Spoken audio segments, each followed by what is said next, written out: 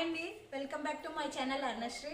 ఈరోజు నేను పనసపట్టు కూర చేస్తున్నాను. నేను కాదు, మా అమ్మగారు చేత చేయిస్తున్నాను. మా అమ్మగారు ఎలా చేస్తారో మీ అందరితో షేర్ చేసుకుంటాను. ఇక పనసపట్టుని శుభ్రంగా సాల్ట్ వేసి 4-5 సార్లు కడిగేసారండి మా అమ్మగారు. కడిగేసి దాంట్లో కొన్ని వాటర్ వేసుకొని ఉప్పు పసుపు వేసి ఇప్పుడు ఉడకనేస్తున్నారండి. ఫస్ట్ ఉడకబెట్టుకొని పక్కన పెట్టుకోవాలంటండి. ఈ పనసపట్టు ఉడుకుతుందండి. ఈ లోపల మనం మిక్సీ వేసుకుందాం.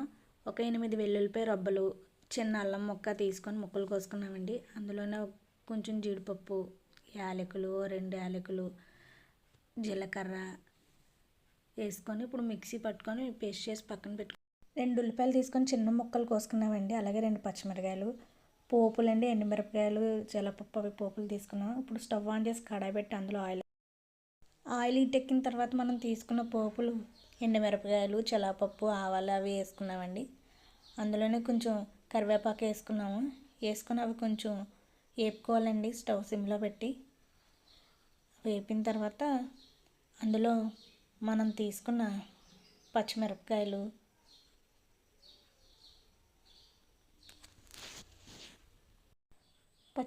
వేగుతున్నాయండి. ఇప్పుడు మనం కోసుకున్న ఉల్లిపాయ ముక్కలు కూడా అందులో వేసుకొని వేపుకోవాలండి.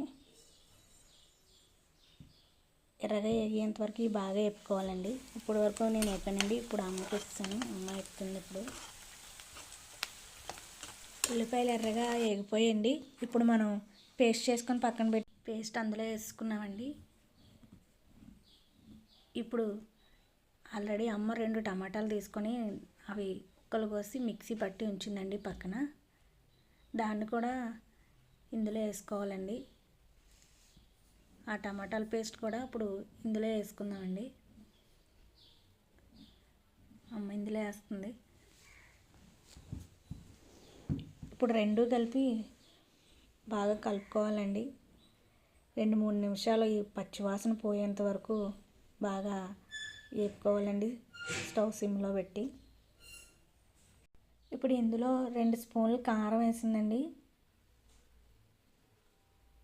తర్వాత సాల్ట్ అండి.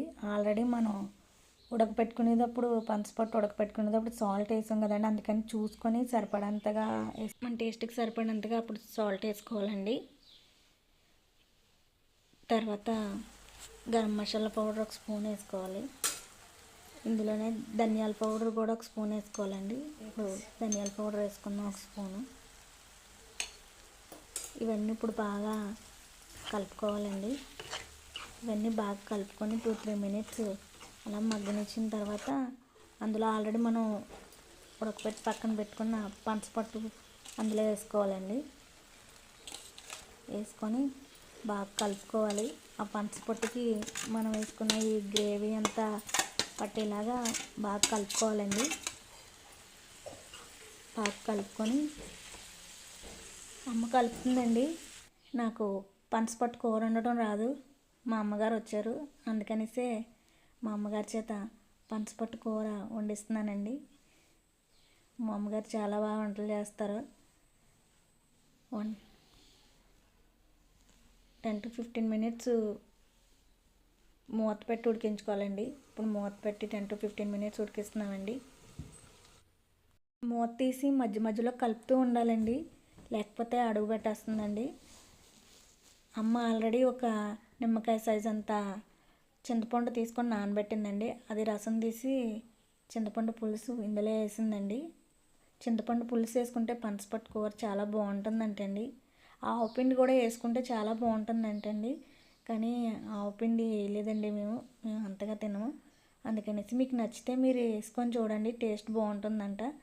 ఇప్పుడు దీన్ని 10-15 నిమిషాల వరకు బాగా ఉడికించుకొని ఇలా దగ్గరికి అయ్యేంత వరకు ఇది ఇప్పుడు రెడీ అయిపోయిందండి పనసపట్టు కూర. దీనిలో కొంచెం కొత్తిమీర జల్లుకొని స్టవ్ ఆఫ్ చేసుకుందామండి. మా అమ్మగారు వండిన పనసపట్టు కూర రెడీ అయ్యింది. మా అమ్మ చేతి పనసపట్టు కూర రెడీ అయిపోయిందండి. ఈ వీడియో కనుక మీకు నచ్చినట్లయితే లైక్ చేయండి, షేర్ చేయండి, సబ్స్క్రైబ్ చేయండి. ఎలా ఉందో కామెంట్ చేసి నాకు చెప్పండి. పనసపట్టు